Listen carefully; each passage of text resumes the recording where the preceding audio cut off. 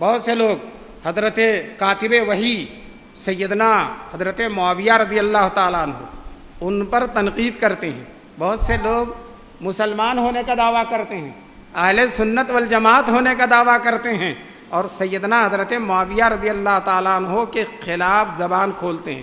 یاد رکھو یہ تو اللہ حلیم ہے اور حضور کی برکت ہے کہ اس امت میں عذاب نہیں آتا, ورنہ جس دن حضرت معاویہ کی تنقید کریں گے زبان ٹیڑھی ہو جانا چاہیے, چہرہ کالا ہو جانا چاہیے, نحوست چہرے پر اتر آنی چاہیے. لیکن بہرحال اللہ تعالیٰ کی ذات حلیم ہے. حضرت معاویہ.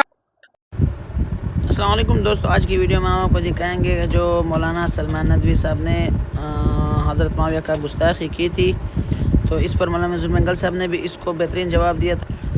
آج جو عالم ہے یہ دیوبند کا جو محتمم ہے مفتی راشد صاحب, اس نے تو بہت بہترین جواب دیا ہے. لیکن پہلے یہ ویڈیو اب دیکھیں, ماشاءاللہ بہت وہ صحابی ہیں.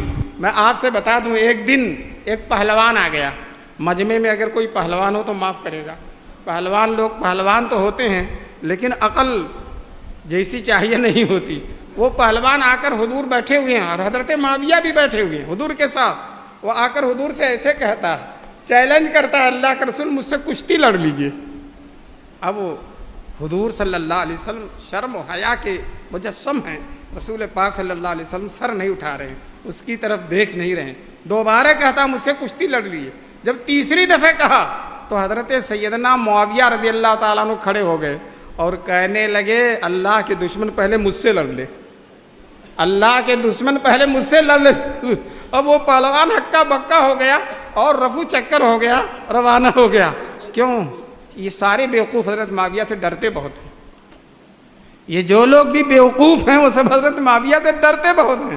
بہرحال حضور اتنا خوش ہو گئے کہ حضور نے کہا اے معاویہ اللہ تجھے کبھی مغلوب نہ کرے. کتنی جامع دعا ہے, اے اللہ تجھے, اے معاویہ اللہ تجھے کبھی مغلوب نہ کرے.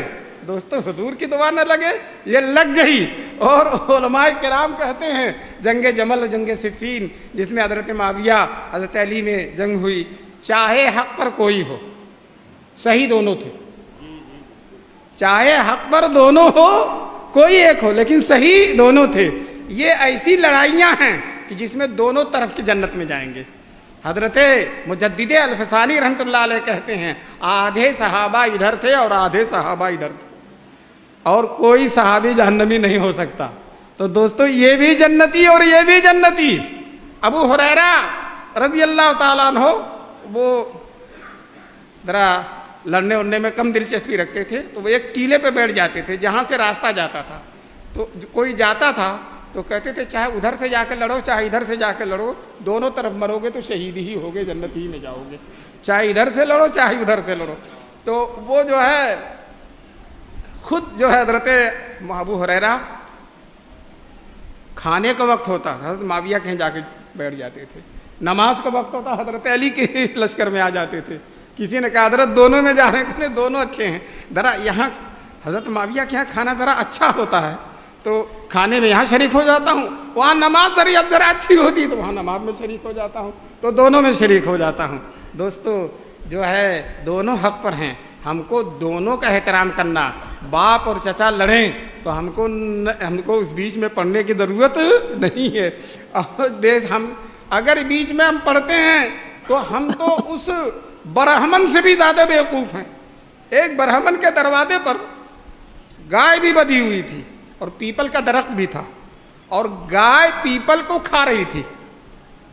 تو ایک مسلمان نے کہا آئیے پنڈت جی یہ دیکھیے کیا تماشا ہو رہا ہے, یہ بھی آپ کے بھگوان ہے, یہ بھی ایک بھگوان دوسرے بھگوان کو کھا رہا.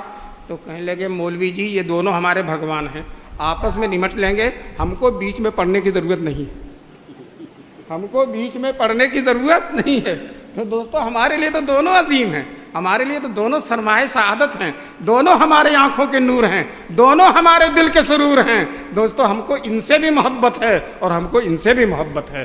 یہ ہے اہل سنت والجماعت کا طریقہ, یہی ہے ایمان, قرآن پر ایمان, یہی ہے رسول پاک پر ایمان, یہی ہے اللہ کی ذات پر ایمان, یہی ہے اسلام کی حقیقت اور حقانیت کی جو لوگ اسلام پر ہیں ہم ان کو اسلام پر سمجھیں، جو محبوب ہیں ہم ان کو محبوب سمجھیں۔ ایک دفعہ رسول پاک صلی اللہ علیہ وسلم اونٹ پر بیٹھے جا رہے تھے اور پیچھے حضرت معاویہ بیٹھے ہوئے تھے۔ پیچھے بتاؤ کوئی اپنے دشمن کو اپنی سواری پہ اپنے ساتھ بیٹھاتا؟ تو حضرت معاویہ بیٹھے، حضور نے مڑ کر کہا معاویہ میرے جسم کا کون سا حصہ تمہارے جسم سے لگ رہا؟ تو حضرت معاویہ رضی اللہ تعالیٰ عنہ نے کہا کہ اے اللہ کے رسول میرا پیٹ اور میرا سینہ آپ کی پیٹھ سے لگ رہا ہے، پیٹ اور سینہ آپ کی پیٹھ سے لگ رہا ہے۔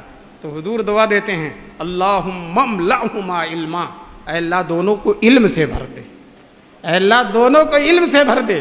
حضرت معاویہ کے سینے پیٹ کو علم سے بھرنے کی دعا دی ہے نبی پاک صلی اللہ علیہ وسلم۔ دوستو جس کے لیے حضور دعائیں دیں ہم کو معاویہ معاویہ کہیں، کتنی بدتمیزی کی بات ہے، کتنی بے ادبی کی بات ہے۔ سچ کہتا ہوں اگر حضور کے سامنے کوئی معاویہ کہہ دے گا حضور سے تماچا لگا دیں گے۔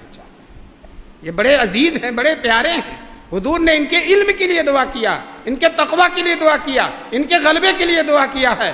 اور کبھی بھی کوئی رائے و مشورہ ہوتا تھا تو حضور جس طرح سے اور کو بلاتے تھے حضرت معاویہ کو بھی بلاتے تھے۔ اور حضرت عمر نے اپنی خلافت کے زمانے میں حضرت معاویہ کے بارے میں کہا یہ شان و شوکت کے اعتبار سے مسلمانوں کے کسرا، شان و شوکت کے اعتبار سے مسلمانوں کی کسرا ہیں۔ بہرحال ہم کو تو ایک ایک صحابی پر ایمان لانا ہے۔ سن لو کوئی ایک صحابی پر بھی ایمان لا، اور وہ فرقہ خدا جانے کائنات میں اس کا کیا مقام ہوگا، میں اسی مقام کی صراحت نہیں کرتا۔